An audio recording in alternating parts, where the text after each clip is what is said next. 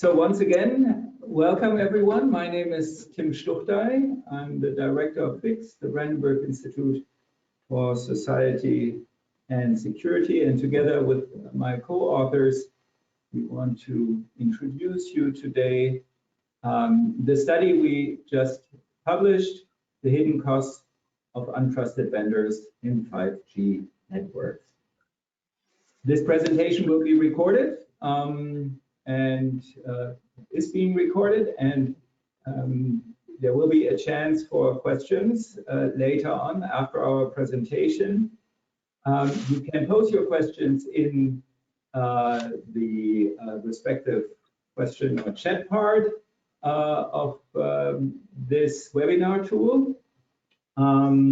Please indicate if you want to remain anonymous, or else I might say your name when I'm asking your question for you to the audience. So, the hidden cost of untrusted vendors in 5G networks.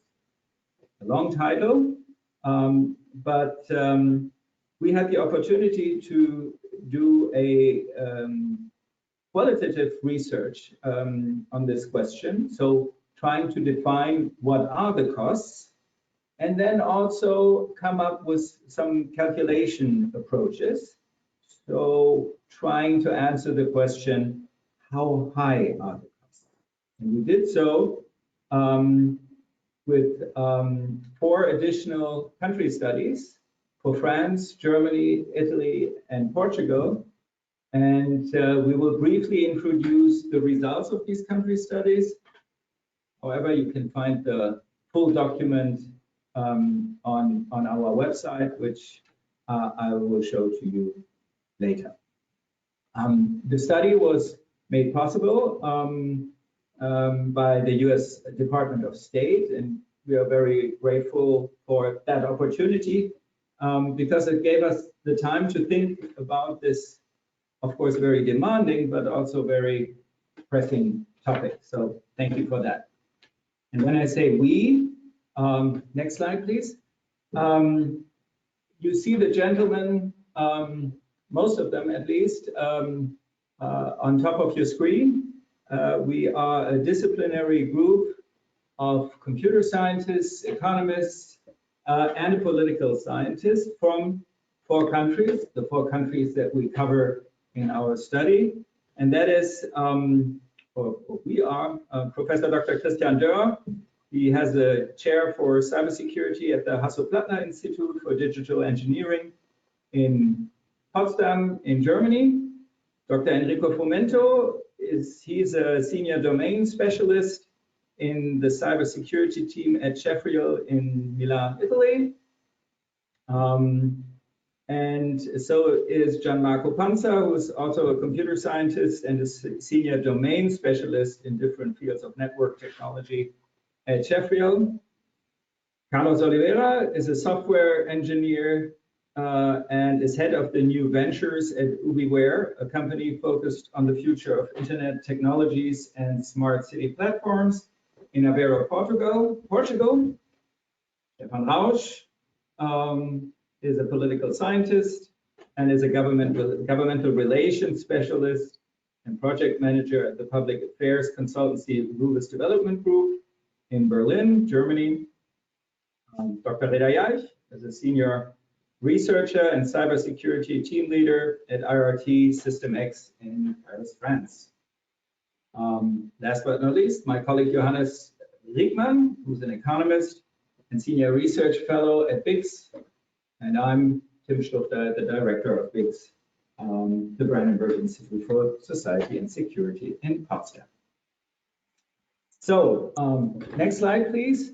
Before we really get into the topic, let me ask you the rhetorical question.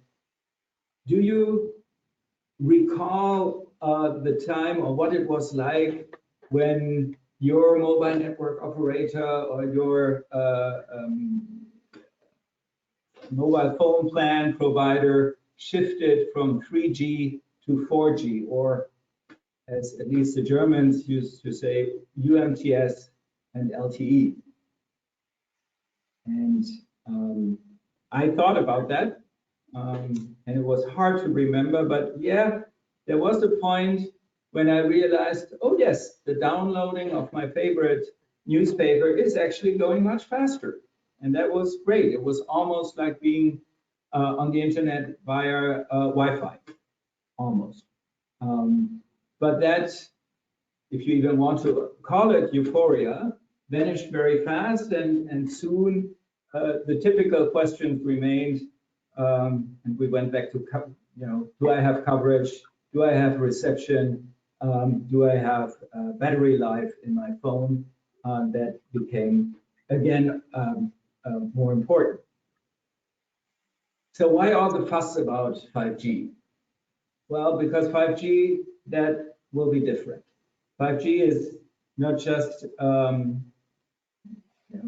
backbone of your phone with better internet access or faster internet access, but it will become a quasi-super critical infrastructure with many other, mainly business applications that run through this network, which is why it has a much higher significance than the shift from 3 to 4G.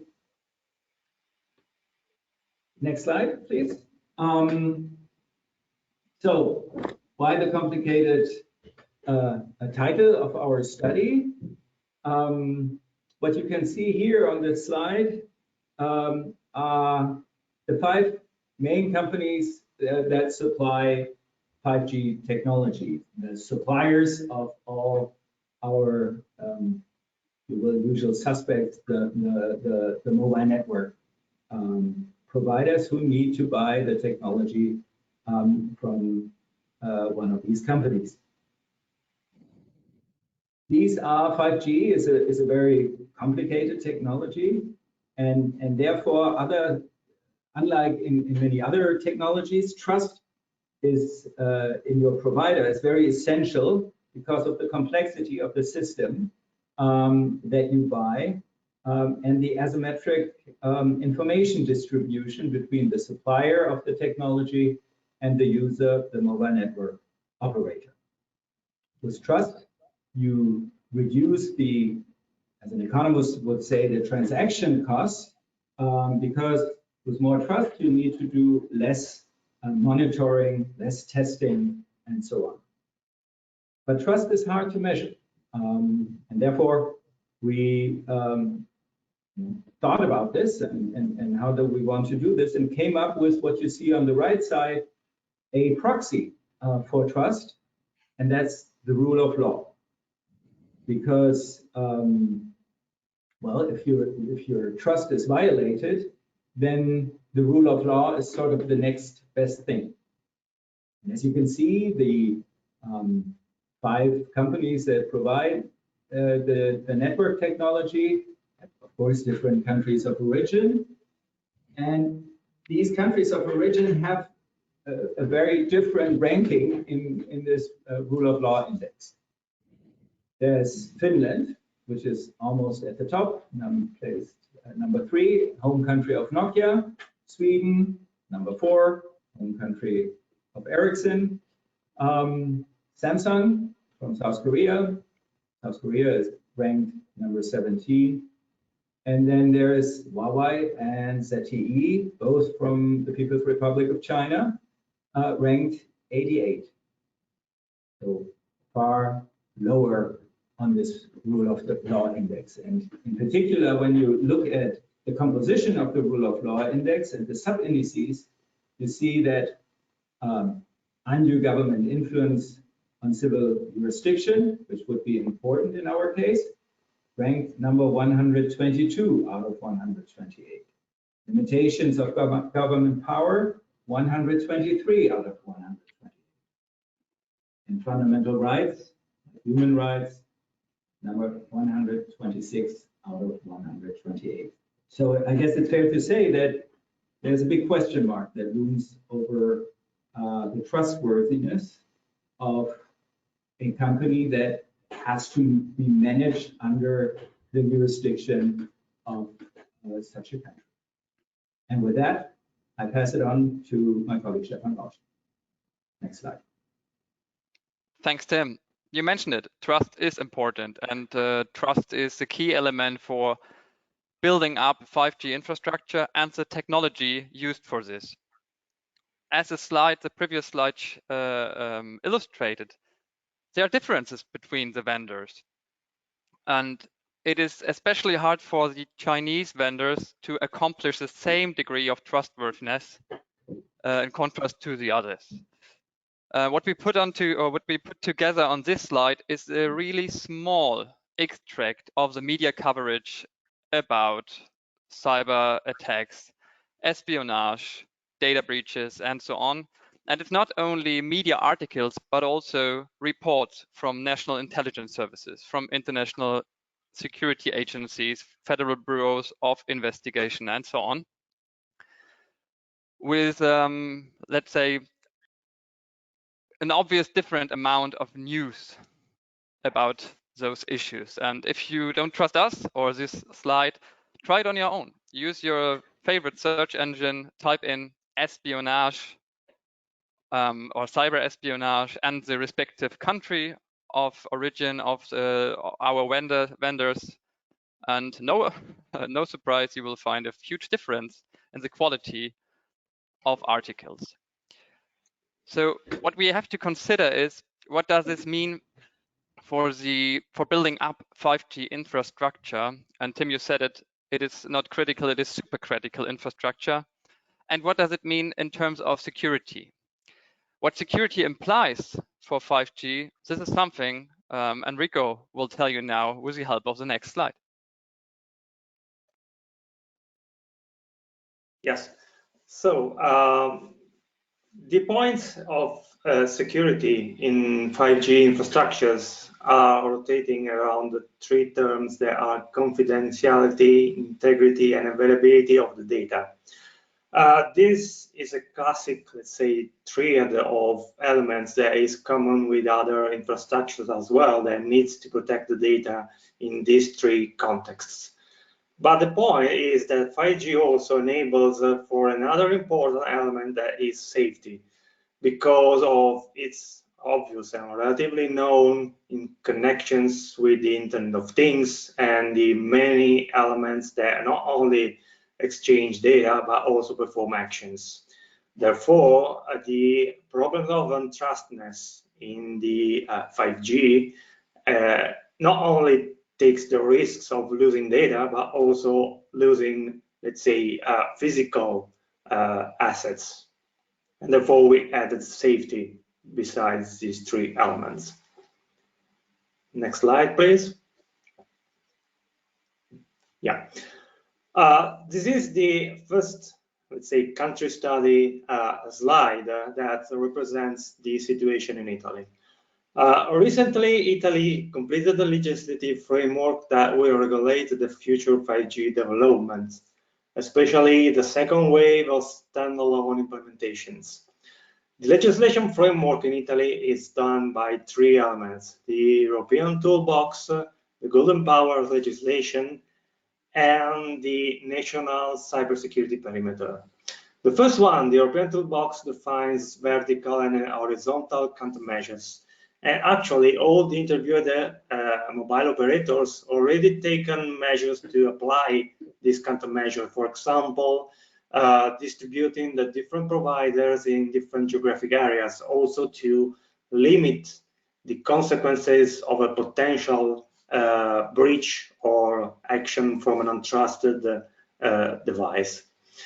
Then the Golden Power, that is a specific Italian legislation that applies to all the actors that are fundamental needed for the national security. Despite the list is secreted, it is likely to include the military, critical infrastructure, and 5G providers as well. As a matter of fact, it has been extended to include the 5G regulations.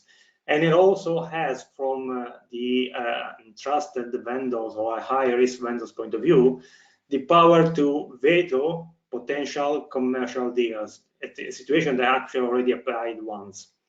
And the third one that has been recently, at the end of 2020, defined is the legislation on national cybersecurity perimeter and the establishment of the national test centers, the CVCN test centers, which includes the validation of all the 5G devices as well. This means that all the MNOs, mobile network operators, must apply before installing any extra European device, which does not include, of course, also the untrusted vendor or the high-risk vendors like the Chinese ones, but all the extra European devices. The interesting part is that despite Italy is one of the nations that holds 50% of the untrusted devices in their 4G infrastructure, and this is going to be important because the 5G initially will be rolled out with a non-standalone infrastructure. Well, despite this, the legislation says that as long as the provider comply with this legislation triad that I said before, they can potentially be installed and used. So there is no explicit ban of any type of vendor as long as they comply with the European law. Anyway, the mobile operator taken already steps to reduce and also, let's say, minimize the presence of untrusted vendors. And our estimation says that by 2024, more or less, the impact of the untrusted vendors in the portion of data transferred through 5G will be more or less 8.9% over the total of traffic. And I think with that, we go to the next slide to France. Eda. Yeah, thanks. So the situation in France is a little bit different compared to Italy. The mobile market here is much bigger, whether it concerns B2B or B2C. We have made a focus in this slide on the B2B, as we believe it's the most critical and sensitive one. And as you can see, the market is dominated by Orange, which is the historical operator here in France with nearly 60% of the market shares. In terms of telecom infrastructure, the existing 4G network is relying on 3 different vendors, one of which is non-European, namely Huawei. Overall, the numbers we collected and we managed to together report on a dominance of EU vendors with 3 different configurations. We have some operators that are using only one EU vendor, like Free, relying on Nokia. Other operators like Orange are using 2 EU vendors, but exclusively EU vendors. And we have the 3rd configuration for Bouygues and SFR that have a mix between EU vendors and non-EU vendors. So this big and complex market is quite regulated. So we have 3 state bodies that regulate this market. The first one is in charge of frequencies, the second one for competition, and the last one, the most important one for the cybersecurity one, is governed by the National Cybersecurity of France, which is in charge of issuing authorization, but also it has also the team for auditing the infrastructures. Next, please. So the debate on mobile telecom generally already long-standing, dating back to 3G deployment. This is probably what explains the previous slide, where we have only 20% of the overall infrastructure, which is very low compared to European countries. So if we compare how many other European countries rely on non-European vendors, generally we have higher estimations. So in the last development, in last 2019 and early 2020, France adopted a law to impose new restriction, condition, and requirements that need to be fulfilled. And this restriction, we believe that they potentially may result in restricting or prohibiting some vendors. As an example, we have already some operators that are requested to dismantle some antennas. And if we take a picture of the ongoing authorization process among the nearly 160 application that was received late to 2020, 50% among this application was either rejected or partially approved, and all partially approved or denied requests was concerning non-EU vendors and potentially interested vendors. So in terms of estimation of cost globally, we are speaking about several hundreds or maybe potentially multiple billions that explains from my point of view, for our point of view, the vigilant posture of France that did not explicitly restrict any interested vendor, but rather impose strict and severe authorization process that leaves very little risk exposition. However, as a concluding remark, this situation may change in both sides as new developments are taking place recently. For instance, Huawei is announced that it will install factory in France near Strasbourg for EU market. Why the National Cybersecurity Agency declared also that the perimeter of this authorization and the equipment will be enlarged, widened in the near future. So as you can see, so the debate is major, but we can also see new progressions. And Next. with that, I think we move over to Germany. Johannes. Yes, thank you very much. Looking at the situation in Germany, we have 4 different mobile network operators. These are Deutsche Telekom, Vodafone Germany, Telefonica Deutschland, and 1&1 Drillisch, which is part of the German group United Internet. And you can see here on the slide the current practice and the future plans regarding usage of what we now here call untrusted vendors in the core network and in the radio access network. As you can see, most plan to exclude untrusted vendors from the core, but not from the RAN in the 5G network. Regarding the share of untrusted vendors in the 4G network, we were told in background discussions that about half of both Deutsche Telekom and Vodafone's 4G RAN are equipped with actually market leaders Huawei network technology based on the numbers of customers served.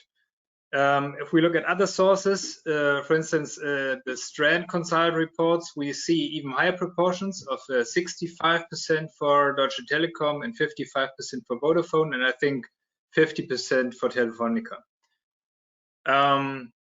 Huawei technology in Vodafone's 4G RAN is mainly deployed in all the eastern German states and the northern German states. In all other federal states, Vodafone relies mainly on Ericsson in the 4G network.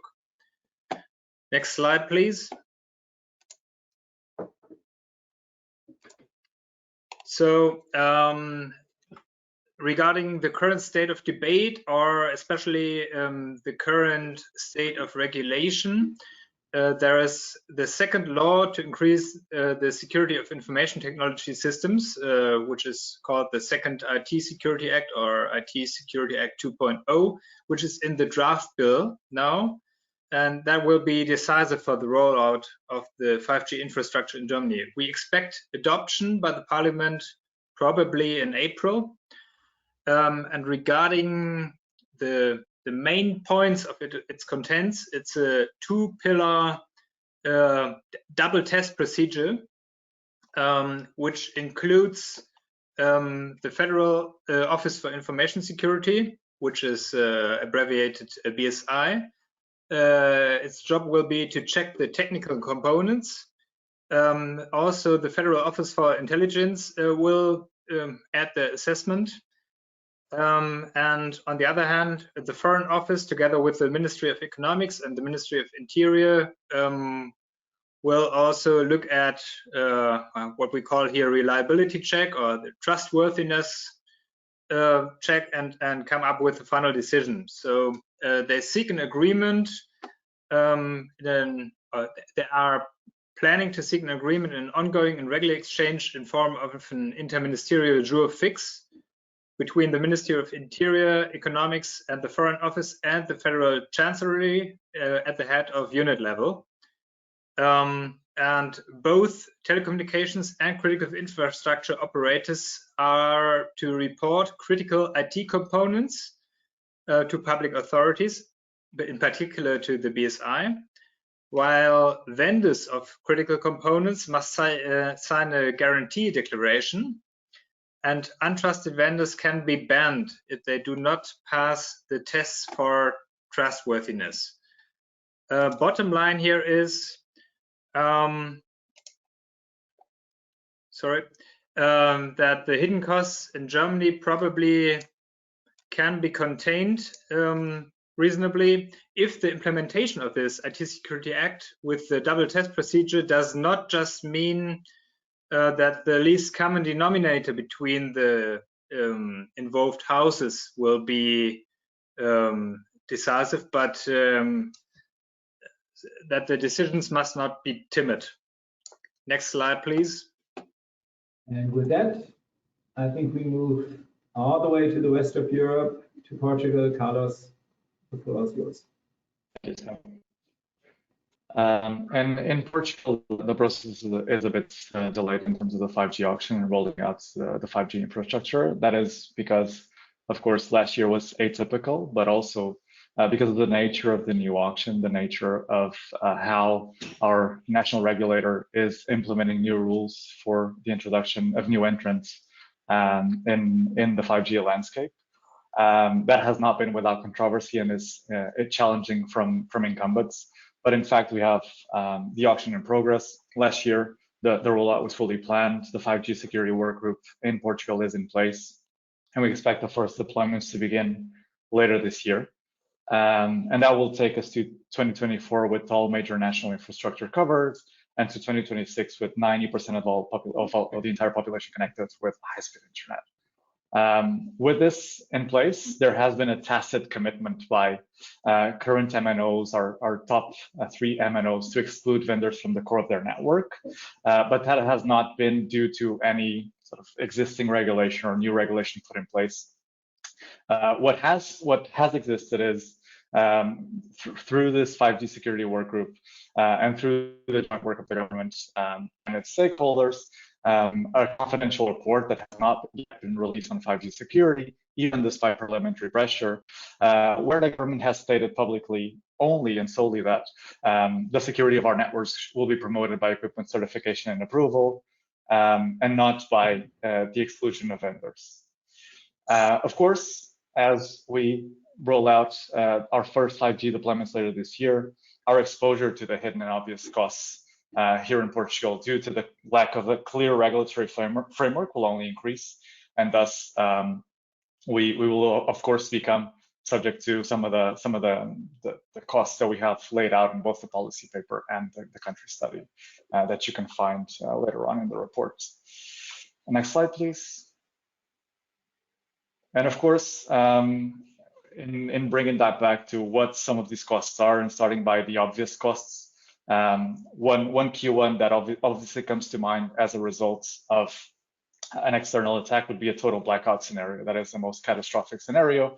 It is when essentially the whole economic infrastructure, the fabric of a country's economy is paralyzed due to an attack that causes a total blackout. Despite and albeit being an unlikely scenario, is a catastrophic one. Unfortunately, last year we've had the ability to experience a natural experiment with COVID, and governments have been able to calculate what the impact of that would be through a total economic shutdown. The German government has done so, the Portuguese government has done so, and we have seen that the effects are extremely real and have real consequences for those involved. And if there was, or if we came to a place where we saw an attack that would paralyze the telecommunication infrastructure, it is quite natural that what would follow would be a scenario that is very like what we experienced last year, with certain sectors of the economy, certain foundational sectors of the economy being completely paralyzed. And we see this, for example, in this example with Germany. There are other calculations in the policy paper for other countries that, again, 1 percentage point decrease of annual workdays amounts to 0.3% of real GDP. At 240 workdays per year, 1 percentage point is 2.4 workdays. And with the GDP for Germany in 2019 being 3.5 trillion, the cost, of course, of just 3 days of business interruption would amount to a very, very significant amount of 12.94 trillion euros. And this is for the cost of total economic shutdown. Of course, if there was this attack, and if a country had to respond to an attack like this being performed, there would be a consequence, an economic consequence of having to rip and replace the exposed infrastructure and bring back some other vendor that would, of course, counter this effect and allow the network to operate safely from then on. And so those costs of rip and replace would add to the costs above, and the cost bearer would, of course, be another agent within the network. As we laid out in the beginning of the slide, albeit this being an unlikely scenario, it is not one that we can exclude comfortably. There have been every year we have reports of attacks being performed. It is extremely hard to pinpoint causality into the sponsorship and authorships of these attacks, but they're increasing in complexity, they're increasing in scale. Just recently, Microsoft and supply chains have been affected with the SolarWinds attacks by attacks that are now believed to be safe because the scale and the nature of those attacks. And if there was to be an attack on such a critical infrastructure as our 5G will be, we would of course have costs that are comparable to these and that can't be negligence. Next slide, please. The 3-day business interruption was 12 billion, not trillion, just to make that sure. It's wrong. 12 billion. Sorry, no, awful. Reda. Okay, so yeah, thank you, Carlos. So when we started the study, the debate around us was potentially interested vendors was mainly concentrated on this obvious cost, and Carlos just explained what kind of these obvious costs that are directly linked or tied to the impact of these kind of scenarios and attacks. And in this study, we try to investigate deeper and look for what happens if some operators are using interested vendors and others are not, like it's the case in many of the countries that we have been studying. So the first thing that came to our mind, and particularly to the economist of the team, was the question of shift of demand. So this happened, or this potentially will happen when customers move from one operator to another operator. But it also can be also considered when we have when customers that exclude an operator which we consider as a missed opportunity or missed business opportunity. So this is particularly true when it comes to critical infrastructure. So Carlos just explained how devastating and how severe can be a threat targeting critical infrastructures.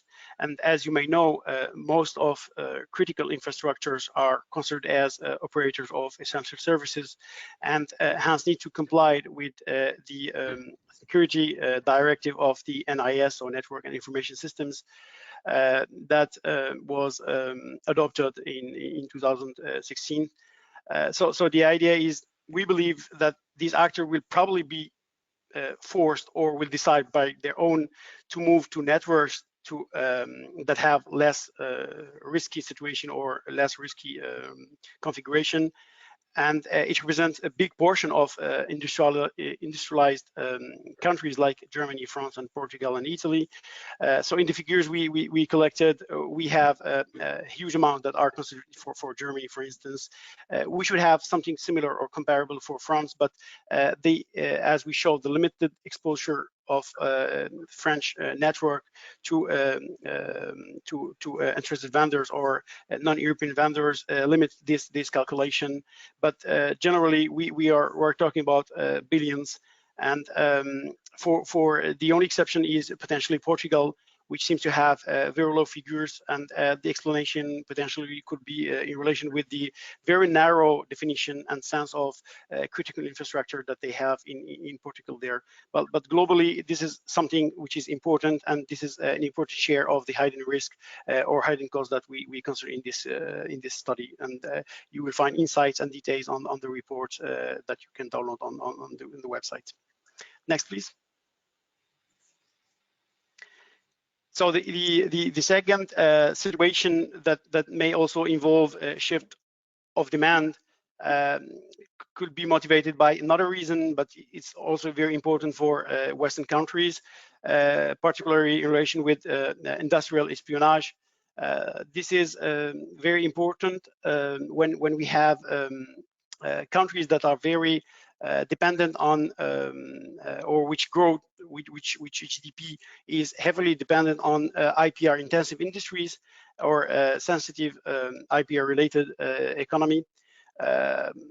This might be also the case for many other countries, but we have been studying two main countries, which are Germany and France, but also it applies also with the lower figures to Italy and Portugal. And this is also something real, because we have been seeing that there is already previous cases. For instance, in France, we have already some business actors from aerospace that have officially requested telecom operators to dismantle from their neighborhood equipment from specific vendors. So as you can see, these big players are very vigilant with respect to this threat, and they know that part of their economy is based on this IPR intensive industry. Next, please. Yeah, taking it from here. Thank you, Reda. Regarding costs, there are very few studies out there so far and very few statements. But we found some and put these costs in perspective a bit to make them more understandable. The first relates to rip and replace. So what Reda just mentioned, dismantling equipment is costly. And the Deutsche Telekom, one of the major telecommunication providers in Germany, numerate this scenario in an internal memo they prepared for a meeting at CEO level with at least 3 billion euros.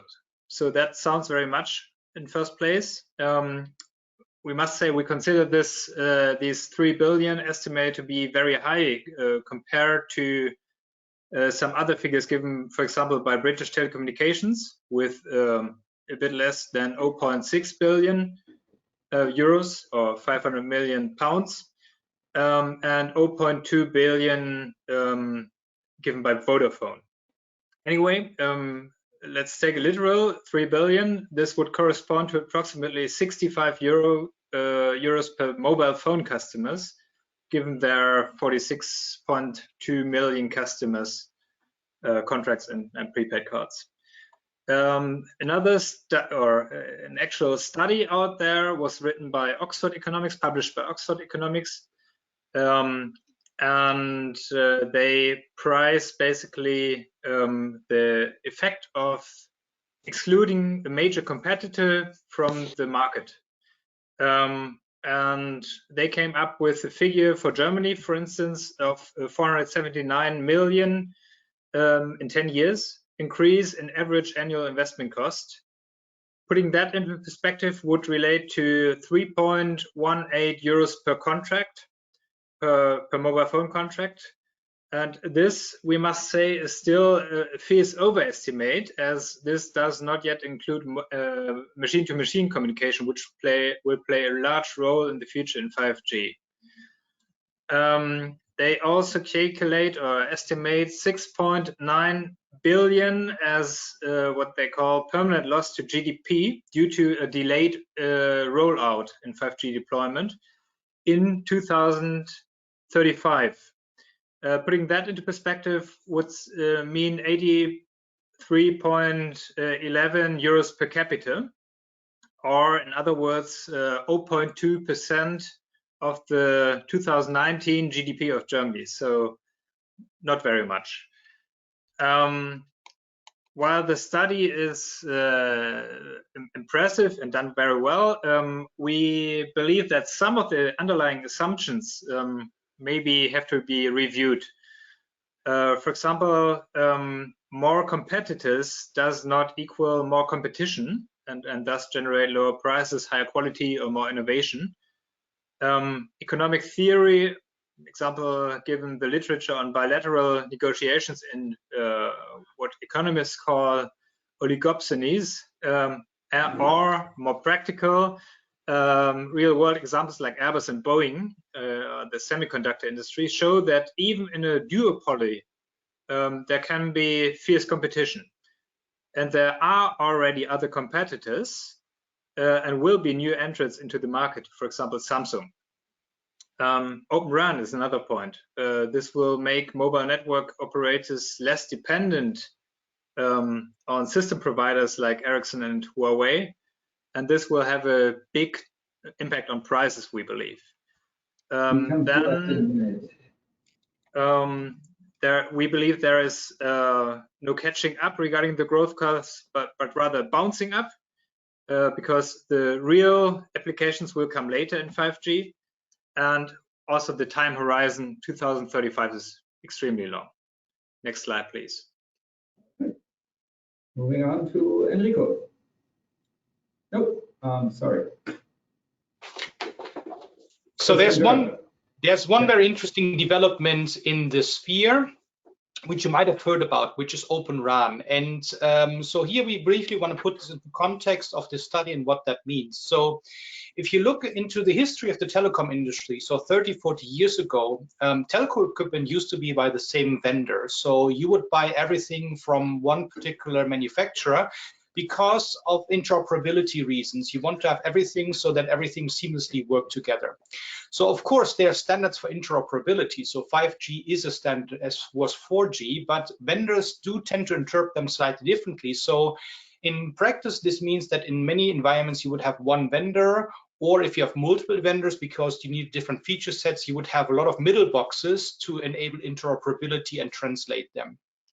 So what is interesting in this context and a potential interesting development in 5G infrastructure, 5G discussion is Open RAN, because it opens this ecosystem up.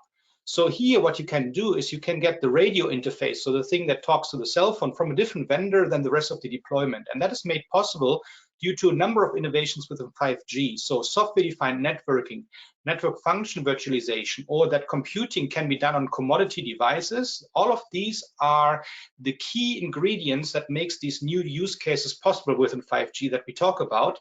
And they also make developments such as Open RAN possible, where we decouple and we get multiple vendors into the mix to support the infrastructure.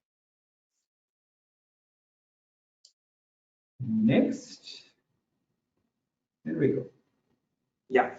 Another type of hidden costs are the technical and organizational countermeasures that we need to put in practice to, let's say, control the damages of untrusted vendors present in the network. Here we listed several items. The first one is the presence of testbed and test labs in general. That is one thing that we already mentioned, is talking about the country legislations. They are doing essentially the continuous upgrading of the network software and the independent controls that are necessary to be sure that everything is working properly. One of the characteristics of the 5G is that it is one of the most softwareized networks ever. So the percentage of software required to work on 5G is much higher than any other type of network generations. This creates also some other problems, for example, about the requirements in terms of thread information. So the connected to the information sharing and analysis centers that is made, let's say, more complex or more cumbersome when they are, let's say, non-completely transparent operators by this point of view. The other point is about the flow of data that is connected to the slide shown before, where there was the 3 terms: confidentiality, integrity, and availability. Of course, the flow of data needs to be controlled to see if it is protected or not, and eventually to add on top of it some extra encryption layers if the trust on the underneath layers is not 100%. The other point is about the presence of artificial intelligence components that are needed to coordinate and make the networks alive. For example, the software-defined networks. One of the problems of the artificial intelligence is the lack of transparency as today, because the decisions are taken on the basis of data or training sets, and they are not completely transparent. So it is one of the possible areas where the trust could, let's say, mine the integrity of the network is in the artificial intelligence-based networking control elements. This type of software are also, let's say, a part of the supply chain that needs to be trusted in general for the 5G. So not only radio access network, but also this type of software services. Then the regulatory costs that we already said in the country studies, each country is organizing themselves in order to add some, let's say, regulatory infrastructures that costs to the community in general. And then the last problem is about the cyber insurance. That means liability and risk transfer. This means in general that the cyber insurance still don't know how to deal with the risks coming from the increasing adoption of 5G. Just think about the safety risk that I said before. It is one of the typical risks that can be insured. The problem is how to deal when this type of risk comes from let's say a problem or a security problem from an untrusted vendors. Thank you. And then we move on to Reda. Yeah, thanks. So yeah, at this stage, we believe that everybody gained, at least we hope that everybody gained a good understanding of the different types and categories of hidden costs, with some estimation that we try to provide to have a big picture and some figures. So one can legitimately ask why operators cannot be free to decide whose technology to use. And we believe that the answer to this question is highly correlated to the question, who will effectively bear these costs? And what we observe is that many of the costs presented before are not exclusively borne by the telecom operator. Some of them are, as you can see in the figure, are transferred to the government and ultimately to us as taxpayers, like building test centers to have insights on the technologies and the vulnerabilities. The cost of compliance also and the regulation, compliance with regulation, as just mentioned by Enrico, needs experts, needs also a lot of highly paid experts to be able to verify the compliance, audit the material, because we are dealing with high technology, sophisticated also technology that needs a very narrow type of expertise, and also involves a lot of different expertise at the same time, and also administrative employees, because we need to issue authorizations and to follow compliance. So these are some examples, but there are a lot of others, as you can see in the figure. Other categories of costs are transferred directly to customers, whether they are normal clients, users of 5G networks, or most importantly, security sensitive or IPR sensitive industries, as we showed. This is also something very huge part of this cost that will be borne by these actors, and we believe it's hard to estimate it, but we believe it's significant. The other element that we want to shed the lights on is that most of external costs, except a few of them, are life cycle costs, and thus will be necessary throughout the lifespan of the 5G network.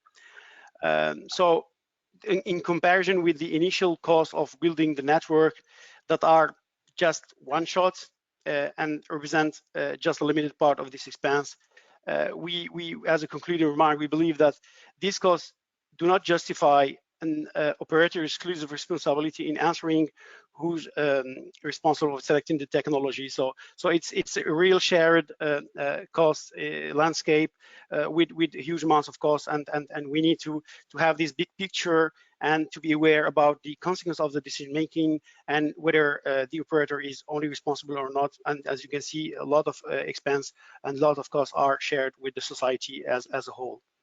So that's it for myself. I give the floor to Tim again. Sure, thank you. And we're coming slowly towards the end, and toward the end, and I try to hurry up. So basically, what we were trying to do then at the end is come to an accumulated result and come up with the one figure. Those are the hidden costs of untrusted vendors in 5G networks. That was difficult, and we did not succeed. And instead, what we tried was the scenario technique, and we came up with, no surprise here, 3 scenarios that we named Goldilocks, Armageddon, and, for the lack of a more catchy word, the realistic scenario. So the Goldilocks scenario basically says everything is going to be okay, trusted or not. 5G networks will run perfectly, or if not, you have engineering issues, but no security issues. And therefore, you end up in a world where you can use all the productivity gains coming from 5G and might have paid a little extra for the peace of mind because you did not take the seemingly cheapest offer when, as an MNO, when buying the 5G technology from your specific vendor. However, we believe, and first Stefan Rausch has showed us that maybe hope is not a good strategy, and you can hope for the best, but it's better to prepare for other scenarios, as again we have learned in the last couple of months. And Johannes Riegmann has shown us that the additional costs of the peace of mind are not as significant as they often seem or are published. The Armageddon scenario is the all lights out scenario Carlos has introduced to us. Again, we don't think that this is the most likely scenario, be it only for the reason that that if that scenario became a reality, then that would certainly be the end of any untrusted and now malicious technology in 5G or any other network, and therefore would have huge economic consequences also for the vendor. Therefore, we think it's not very likely, but the costs of that scenario are huge. And again, a 3-day outage and stop of the economy would add up to something like 12 billion euros. So we remain with the realistic scenario, basically with all the costs that Reda has shown you in the previous slide. My analogy here, it's a little bit like having a wet spot on the ceiling of your apartment, and you always wonder where that leakage is coming from. You have issues with your network, you have attacks, it's hard to attribute it. And in such a scenario, it does make a huge difference whether you can work with a plumber whom you can trust. It's a total different story if you always have to fear that the plumber might try to hide that he has, when building the apartment, made some major mistakes with the plumbing. And therefore, the costs are significantly higher because you have to do all the testing and all the things that Reda has alluded to, including the fact that the costs are borne by not only the MNO who bought from an untrusted vendor, but also from customers and others. And therefore, we summarize, and next slide, please, that hopefully it became clear through the presentation, and if not through the presentation, then maybe after reading the policy paper, that security as a decision-making factor is missing out when it comes to choosing a vendor for your 5G network. That the cost of protection of data and the entire infrastructure are not borne only by the mobile network operator, but also by others, namely the customers and the taxpayer. And so you have the classic case of negative external effects. Security-sensitive customers, for whatever reason, will have the tendency to migrate towards trusted networks, those where you can be certain that only trusted technology is a part of. The procurement costs are only a share of the total cost within the life cycle of the 5G technology, and that also the future costs need to be taken into consideration when choosing a vendor. So just because the offer now for the first rollout is cheap doesn't mean that it's going to be cheap at the end of the life cycle. Choosing a vendor and possible delays can have many reasons.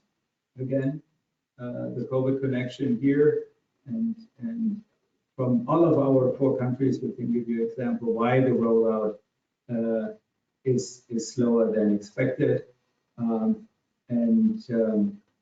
None of those reasons has anything to do with what vendor you choose. So there are many aspects, and therefore we find that argument to shift from one vendor to the other not very convincing. We believe that Open RAN will shift market power in the future, that this, if you will, oligopoly of 5G system vendors will become less relevant in the future, which will shift market power towards the mobile network operators. And ultimately, and now for society as a whole, and especially for Europe as a whole, strengthening digital sovereignty in a security critical technology as 5G is a goal by its own. And as you can see, since there has been 1, 2, 3, 4, 5Gs of mobile networks, there will also be a 6G one day, and one of the issues certainly is will European vendors still be part of the 6th generation of mobile networks?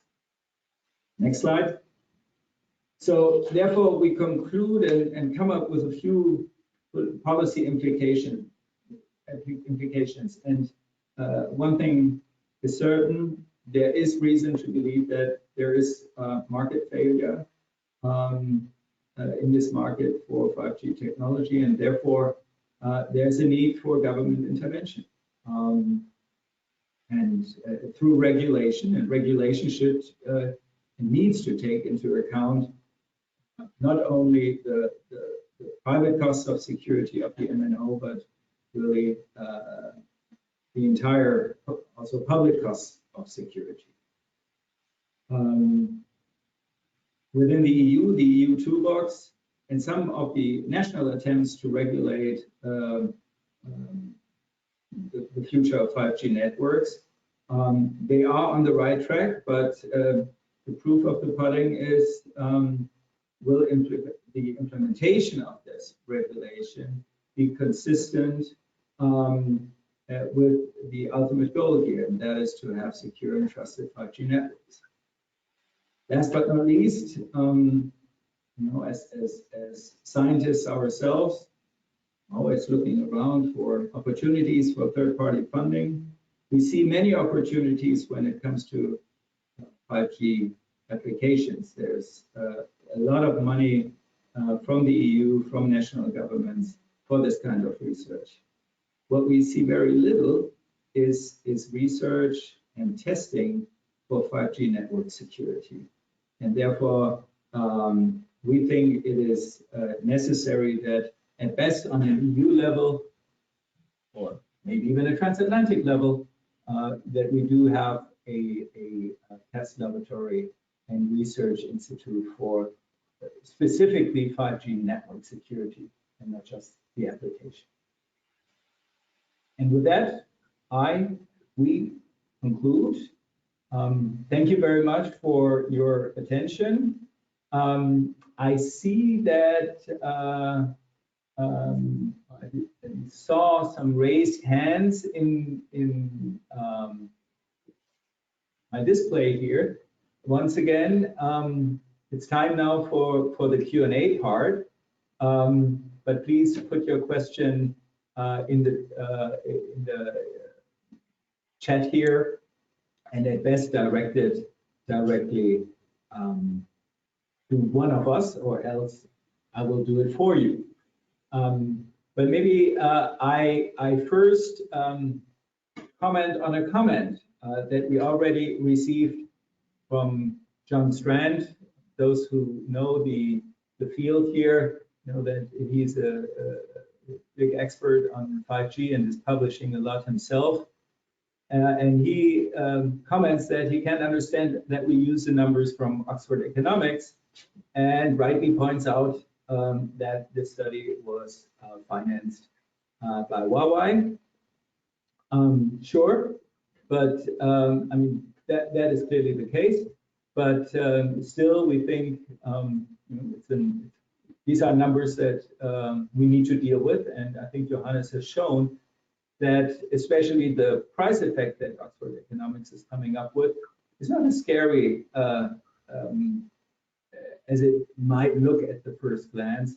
It's really just a one-digit euro number per phone contract, plus the fact that there will be plenty more phone contracts out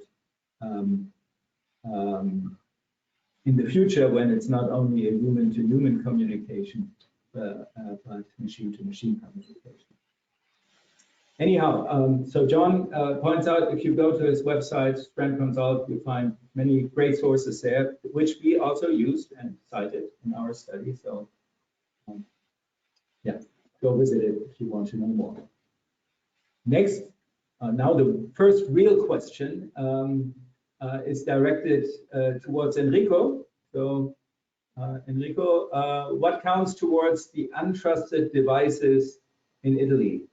Just devices by private end users, or more generally components that belong to the overall infrastructure of an MNO, like the cell phone tower, etc.? That question, if I may say so, is coming from Valentin Gatto. Enrico. Yeah, well, in Italy, there is a problem related to, well, of course, the public infrastructure from the mobile network operators that is, let's say, operated partially by untrusted vendors at the RAN level and also at the services level.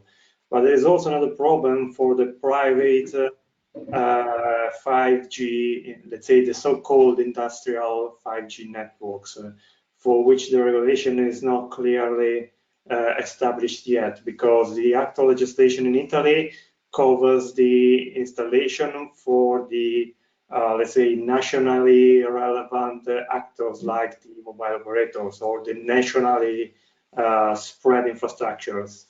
At the moment, there are a lot of industrial 5G implants.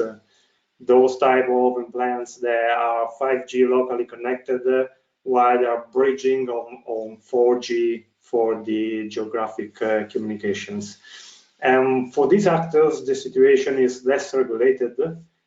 And at the moment, there is more or less a freedom of choice by the industrial actors to use trusted or untrusted vendors in general.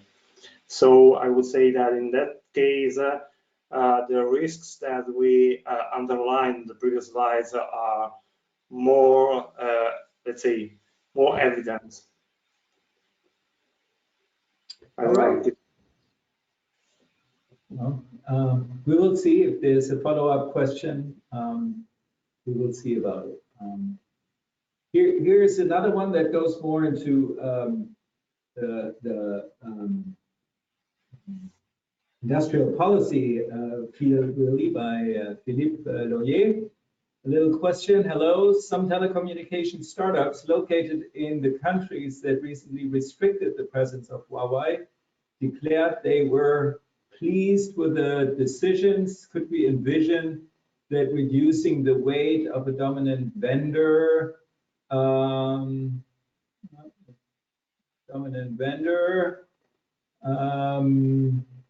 can be help to innovation for small startups instead of being a hindrance to innovation? Maybe I first try to answer it a bit as an economist, and then I pass it on maybe to Christian Dörr, because I know you guys are doing a lot of work in innovation as well. And else, if any of my colleagues here wants to jump in, please do so. So certainly when you have this dominance of large companies, opening up a sector can certainly help smaller companies. At the same time, though, of course, big conglomerates tend to have deeper pockets and also help startups with funding. And then later, if everything goes well, maybe even merging with them and taking them over. So in general, I would say just because you have only large companies in a field and a smaller field of SMEs, small and mid-sized companies, is a good thing. But either way, depending on which way, more dominance by the larger companies or more dominance by the SMEs can have a positive effect on innovation. So meaning I'm undecided, basically. I love startups. I know there are a lot around Hasso-Plattner Institute, so maybe Christian Dörr can have a better answer. So what you bring up is an interesting point, because 5G introduces a number of technical innovations that are now opening up the avenues for something that has not been possible before. So if you look at how telecom networks were designed previously, you would buy from one vendor the hardware, the software, everything is integrated. So now with network function virtualization, software-defined networking, you can run a lot of the things on essentially commodity servers. So something like Cloud RAN offers that you have a radio interface and you do the actual signal processing on a normal server. And so that, of course, offers opportunity to do things quite differently. So in other words, 5G now makes it in theory possible that not just the established telecom companies with their comprehensive portfolio are in the game, but also indeed, like you point out, that there would be new innovative startups that are providing a niche service. So, we have all of the, fertile ground to make something grow. The question now is, will it actually happen in practice? And that is a little bit difficult to predict right now. So on the one hand, we see that telecoms are very conservative in their way of dealing with things. They, for example, the size of the business partner, they are much more used to, talking to large agglomerates than a small startup.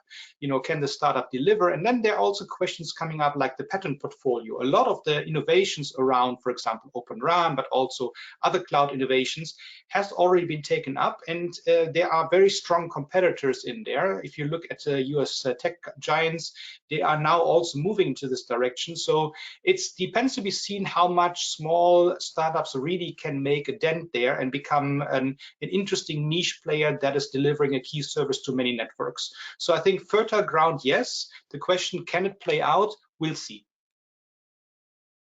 Perfect. Much better answer than mine. Gianmarco? Yeah, please jump in. Okay, thanks. I was just adding something that is quite important in 5G network, that is the open platform that are going to be deployed.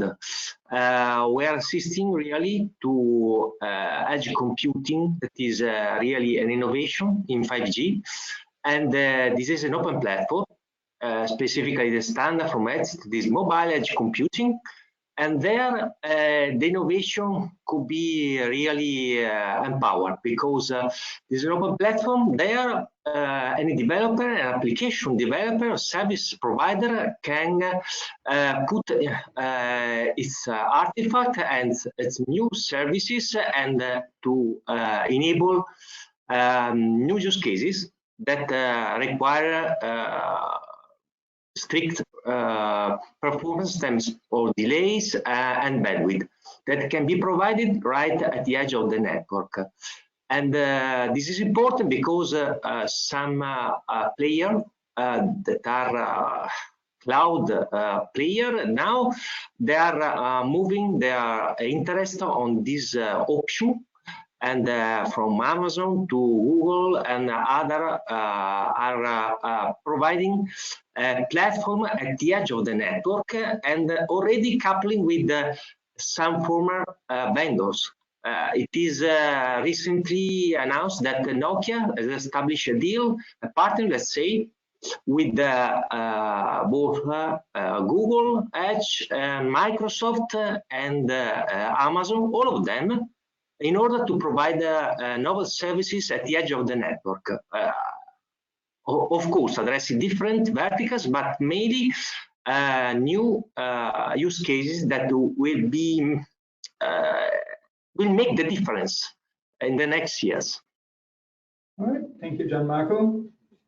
And here is at least for now, last question. So if anybody wants to pose another one, please do so. Which aspects should governments consider when differentiating between trusted and untrusted vendors? In your presentation, trustworthiness seemed to be largely based on the location of each company and rule of law in that country.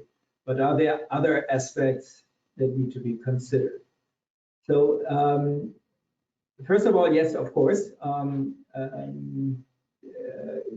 we are using the rule of law, and therefore the borders play an important role, certainly because, well, the law of the land applies for a specific geographic area. But trustworthiness can, of course, have more aspects. One that comes to mind is certainly the safety aspect, the fact that it's functioning properly, that the network is doing what it's supposed to do. So any other aspects that come to mind? I'm looking around here into the faces of my co-authors. No? All right. Yes, I can add on something. Sure. Yeah, and trustiness, of course, is also related to the, by my point of view, to the cybersecurity issues. Therefore, the complexity of verifications, the complexity to verify that all the data flows are, let's say, not altered or not poisoned in some way is very important. One of the problems that I mentioned before is that 5G is highly reliable on software more than any other type of mobile network. And therefore, we cannot exclude that there will be, let's say, exploits or security or safety problems in the future, because no one tested against real hackers this type of infrastructures. Therefore, the problems become even more higher if you have to deal with extra complexities like non-completely transparent or non-completely coherent or non-completely trusted vendors. So it's a sort of multiplication factors on top of the existing risks of 5G. Okay, and then we have. I have just one thing to add. Go ahead. Yeah. For me, well, trust is a decision enabler. So trust allows you to make a decision. Without trust, we can neither act nor interact with each others. So we need trust to make decisions. And for me, trust also relates to the risk. So trust in some sense is the willingness to accept a risk in engaging into something. And the question is here is whether we in some situation we accept the risk. And I think part of our study was trying to clarify what is the extent of this risk, because from my perspective as a cybersecurity expert, trust starts when security ends. So if you are able to secure something, if you're able to control everything, 100% something, that means you don't need trust, because you have guarantees. Here, for me, trust allows us to go potentially beyond, because as long as you're relying on some actor to build your network, you're making yourself vulnerable, because the network is the backbone of our digitalized societies. And for me, as long as you're saying a plumber analogy, you're bringing someone into your house, and if you don't trust this person, you wouldn't even let him enter in your house. And if I don't trust someone, I would probably not interact with him at all. So yeah, I believe that the concept of trust here is not in relation with reliability. So we believe that that these actors are able to provide good technologies, and they have good patents, and I believe not in that sense. We're talking about whether we can guarantee certain properties with respect to what have been said and Enrico explained in terms of confidentiality, availability, safety also, because we're talking about connected vehicles, about cyber physical systems, and integrity also. So for me, the trust here refers to whether we can accept the risk engaging or interacting with contracting with these actors. I don't know whether it was clear. Just another note, if I may.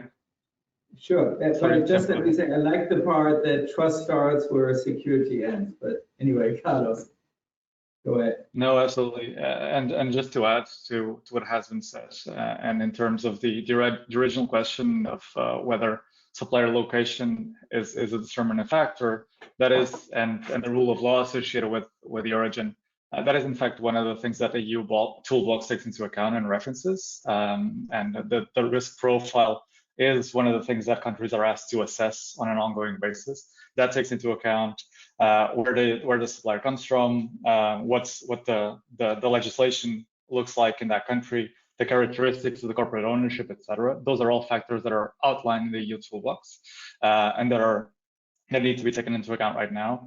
And there are others that come into play and that should be considered.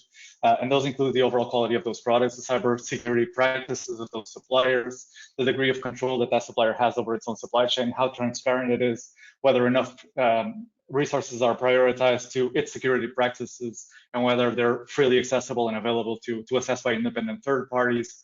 All of these are criteria that the EU has outlined already for countries to implement. There are tools that are available to do that, and we I think referenced this in both the presentation and the policy paper as well, which is there are costs to doing all of this, and there are costs associated with establishing this risk profile as well, and that is in fact another thing that is called out there, where that risk profile may be subject to change in account of issues noticed by both the EU authorities and member states' national authorities.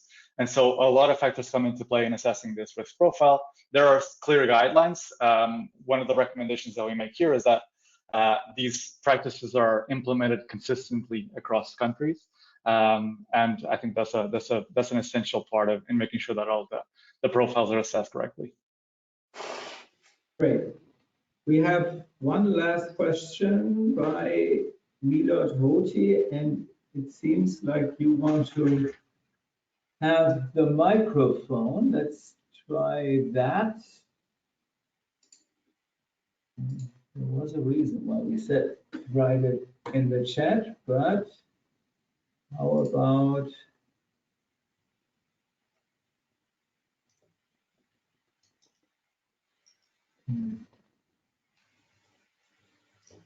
try to Mila, try to turn on your microphone now, or no, there you were for a brief second. Try again.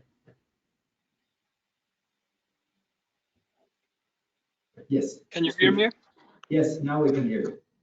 Okay, I'm from Kosovo, and Kosovo has at least until now, it has no infrastructure of 5G deployment in his country, but has made a commitment with the US government to do not use the untrusted vendors for the deployment of 5G infrastructure in Kosovo. But I wanted to ask a question. Do you believe that the list of the trusted vendors should at least lower the price of the equipment and the infrastructure that they're going to bring in those countries who are really concerned about not using the untrusted vendors? Because this is a positive side, but it has to be double-sided. It has to be like I don't know.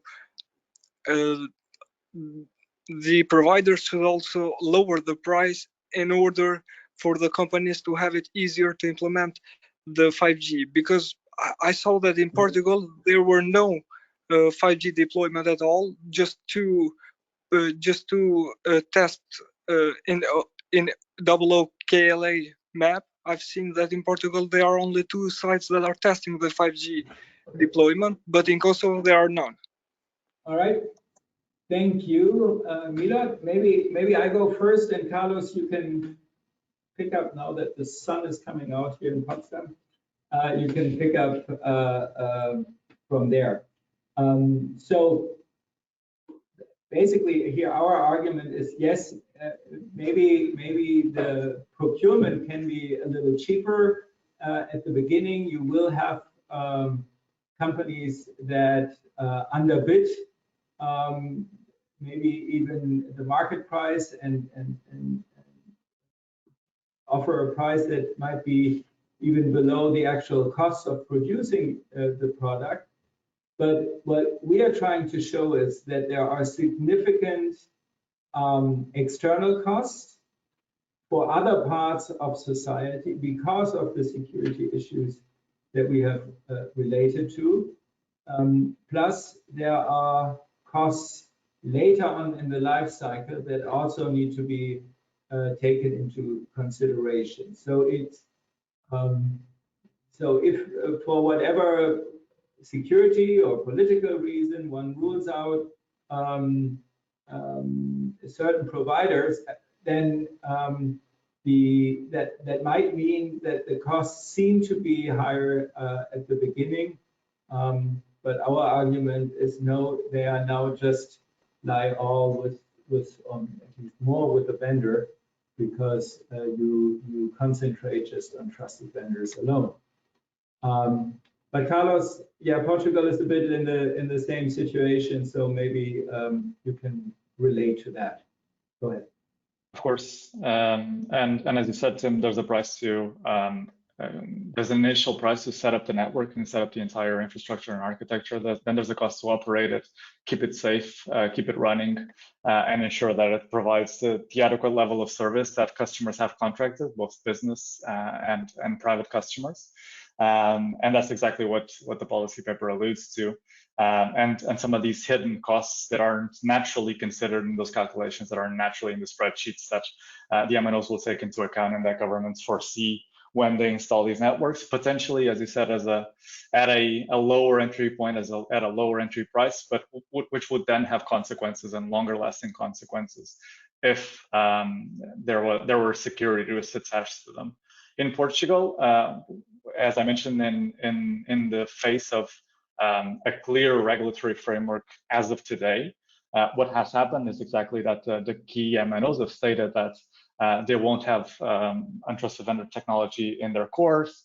They have not made an explicit mention to the radio network, and there's a bit of a waiting period to see what emerges first, right? Whether there's regulation coming into play, or whether vendors or whether MNOs will be forced to make a decision themselves as to whether they'll deploy that technology.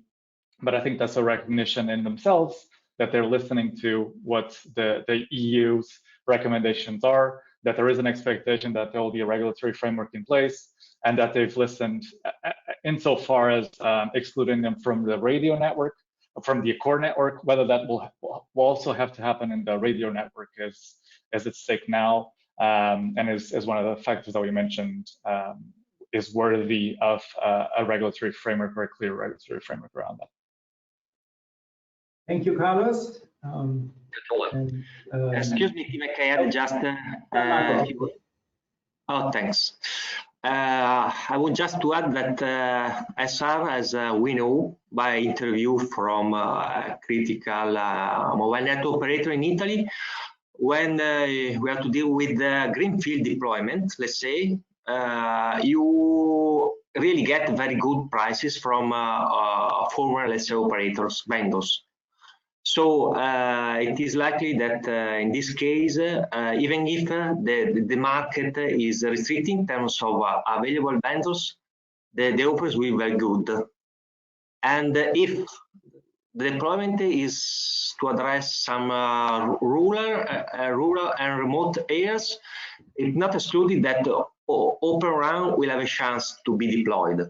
Because as we are assisting, Vodafone in Ireland and Telefonica in Germany are making testing with this new technology, and if it works, mass market deployment will start from 2022 in some areas that are likely to be remote rural areas. And this also, of course, we have lower prices than usual. Thank you, Gianmarco. I think Open RAN is a interesting other field. Again, I refer you for a maybe slightly different opinion to John Strand. I want to conclude here by pointing out, first of all, if you haven't heard enough from untrusted vendors and the cost for 5G networks, please go to our website. You see it here at the bottom of the last slide. We have an English and a German website for this project, which we named Clean 5G, where you find the policy paper and the 4 country studies, all in English. I assume after we have changed the one slide with the trillions to billions, also here the slides of this presentation, plus you can see the presentation one more time if you like to. You can see a similar one if you go to the German website. Then you have the policy paper and the country study and the presentation in German. And in the not too distant future, you will have that also if that's easier for you in French, in Italian, and in Portuguese. That's the beauty of working internationally here with my European colleagues from France, Italy, and Portugal. To all of my co-authors, thank you very much for the collaboration. It was fun. I hope we can continue this one way or the other. We will in a different language. That it will be challenging for me, but let's see about that. And once again, thank you to the US State Department to make all of this great research possible. Again, it was fun. Thank you very much. And with that, we end this wonderful webinar. Thank you. Bye-bye. Thank you, Tim. Thank you, everybody. Thank you for editing this. Thank you, everybody. Thank you.